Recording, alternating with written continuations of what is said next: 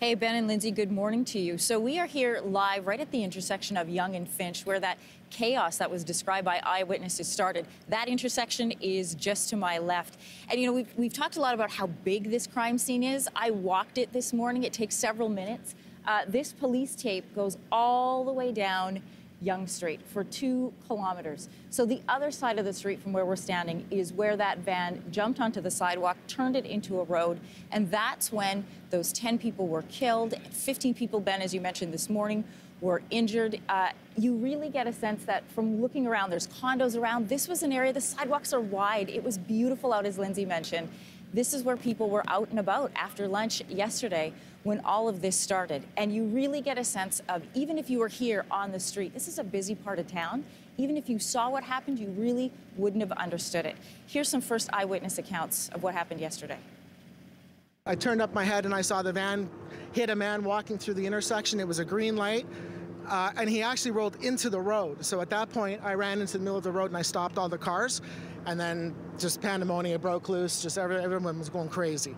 Then I started chasing after him and yelling for other people to get out of the way and clear the path, because he obviously was intent on hitting as many people as he could. We've never seen anything like this in the city of Toronto up until this date here, up until now. You hear about it happening all around the world, but you never think it's going to happen here.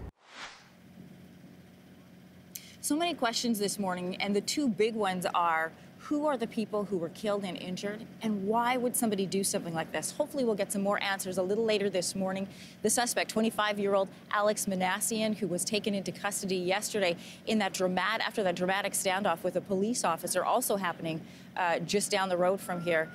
We will find out charges for him this morning.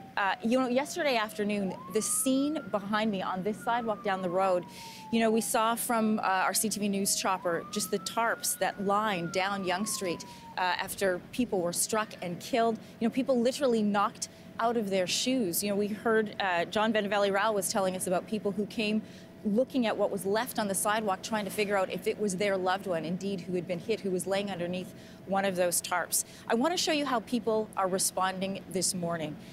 Just across from where I'm standing, there's this makeshift memorial that was created yesterday. This is where people are stopping to pay their respects, to show that they are thinking of those who have lost someone or with somebody in hospital, and just really trying to make sense of what happened in their city. You know, here's a woman stopping to write something this morning.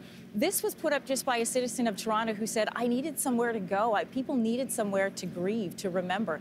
This, I imagine, will continue to be filled up for the rest of this morning. We are going to continue to bring you statements both from people who were here as well as check in with other experts as we try to put together this investigation of what happened in those 26 minutes of pandemonium that hit the streets of Toronto. You'll also see throughout the morning different vehicles stopping as different command units come and set up. Investigators arrive, take a look around, move further down this scene. But for now, we're going to send it back to the studio with Ben and Lindsey.